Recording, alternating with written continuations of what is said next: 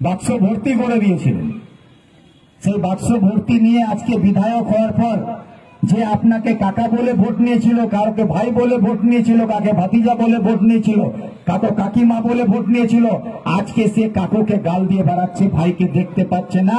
দরকার হলে আজকে কাকিমাকে দু চারটা উল্টো পাল্টা শব্দ শুনিয়ে দিচ্ছে, আমরা ভিডিওগুলো দেখছি। তো যার কথা আজকে সম্মানের সঙ্গে আমাদের এলাকার বাবা কাকাদের সঙ্গে বলে না, সেই ব্যক্তিকে আমরা জিতিয়ে পাঠিয়েছি। যে ব্যক্তি আজকে আমাদের এখানকার যে মা বোনরা তাদের কষ্ট পয়সা জোগান করে 30 টাকা 40 টাকা মাসে জমা করে করে স্বর্ণ জয়ন্তী দলগুলোকে চালায়, তারা কেউ বাইরে থেকে আসেনি। আপনার আমার পরিবারের মা বোনরা আছে যারা স্বর্ণ জয়ন্তী দল চালায়। সেই স্বর্ণ জয়ন্তী দলের মহিলাদের যে অধিকার, আজকে বাচ্চাদের জন্য যে ড্রেস দেওয়া হয় সেগুলো সেলাই করার অধিকার ওদেরকে সরকার দিয়েছে, কিন্তু সেগুলো থেকে বঞ্চিত করে সে কন্ট্রাক্ট দিচ্ছে বাইরে, আর সেখান থেকে কাটমানি খাচ্ছে। ও খাচ্ছে কিনা? আজকে স্বর্ণ জয়ন্তী দল আপনার কাজ করতে পারছে না। আজকে এমএসকে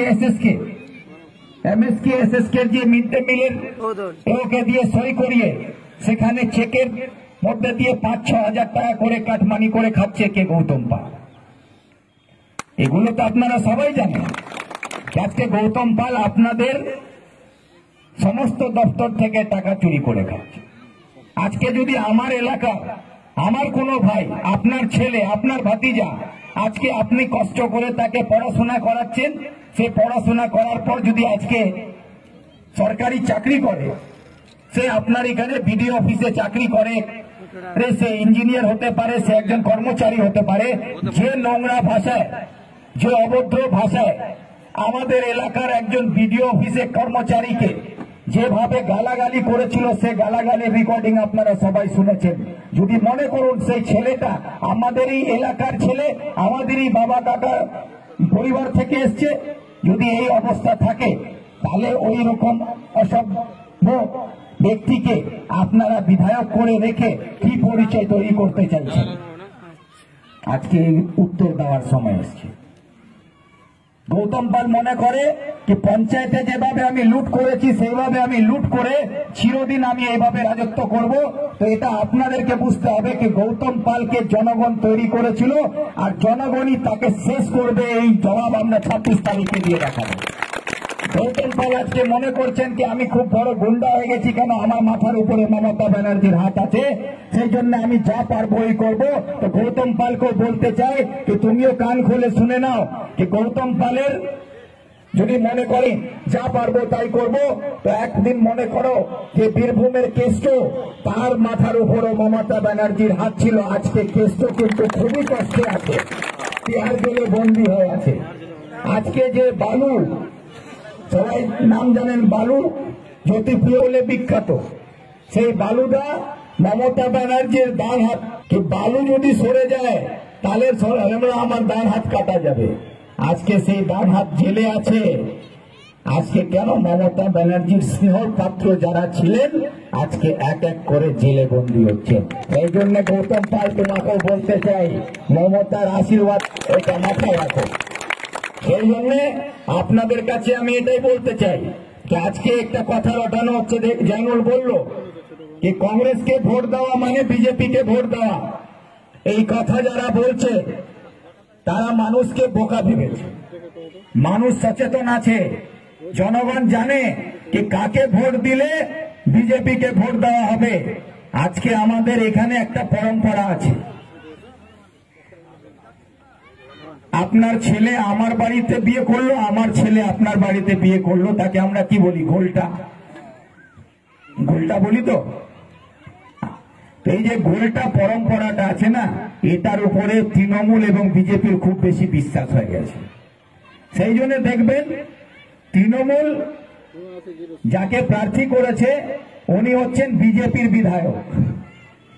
বিজেপির বিধায়ককে তৃণমূলের প্রার্থী করা হয়েছে। আর বিজেপি যাকে প্রার্থী করেছেন কার্তিক পাল, উনি তৃণমূল কালিয়াগঞ্জের মিউনিসিপ্যালিটির চেয়ারম্যান ছিলেন। তো তৃণমূল থেকে উনি বিজেপির প্রার্থী হয়েছে। এই যে বিজেপি থেকে তৃণমূল, তৃণমূল থেকে বিজেপি, এটাই তো হলো গোলটা। এই গোলটা গোলটির খেলা এরা খেলছে, আর মোদী আর দিদি এখন সন্ধি আর সন্ধন হয়েছে, এরা সন্ধি সন্ধনের খেলা খেলছে।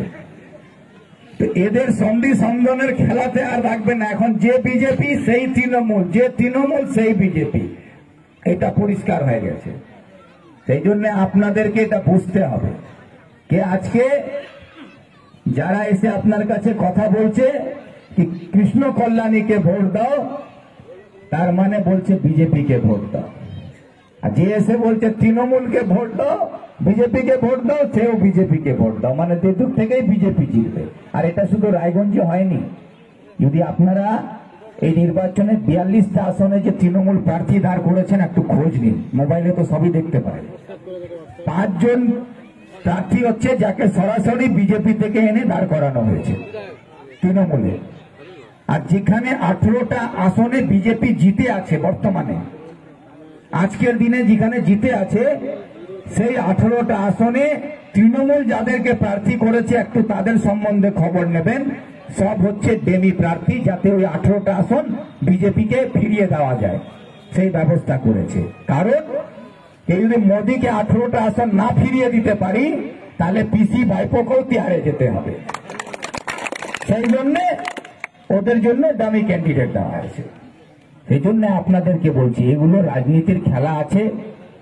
আমরা হচ্ছি সাদা সোদা মানুষ, আমাদের এলাকার সমস্যা, আমাদের দেশের সমস্যা, আমাদের সংবিধান, এগুলোকে যদি আমরা রক্ষা করতে পারি তাহলে আমরা বাঁচতে পারবো।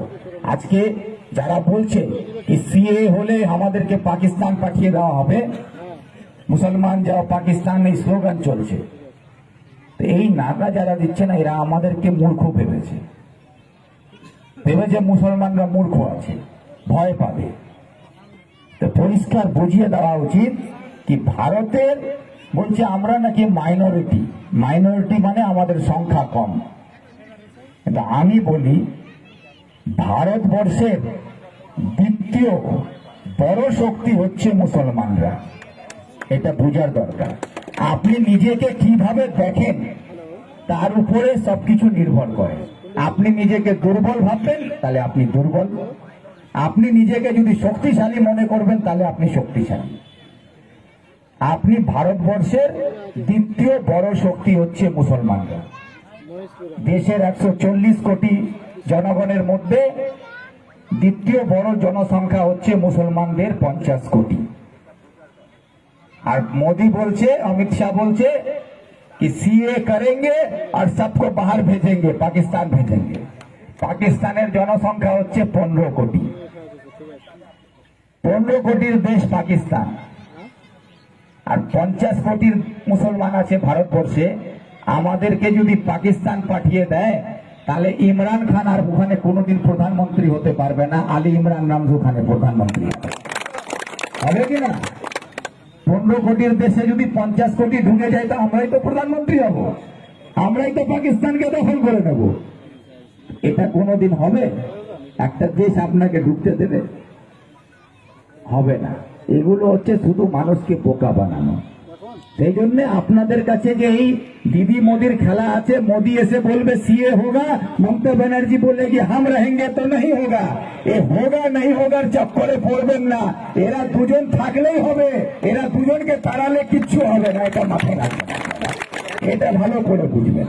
তাই আপনাদের কাছে এটা আমি অনুরোধ করে বলবো। নানান রকম কথা বলবে, এখন এসে বলছে কি ভিক্টর ফ্যাক্টর নেই, এই কথা চলছে। একজন বর্ষিয়ান নেতা আছেন করিম চৌধুরী সাহেব, তাকে আমরা সবাই শ্রদ্ধা করি, সম্মান করি। উনি বলছেন ভিক্টর अभी बच्चा है, নাক টিপলে সে দুধ নিকলেগা, পেপারও বেরিয়েছে, নাক টিপলে দুধ বেরোবে। আমিও শ্রদ্ধার সঙ্গে মেনে নিচ্ছি এই করিম চৌধুরী সাহেব যে কথা বলেছেন সত্যি বলেছেন।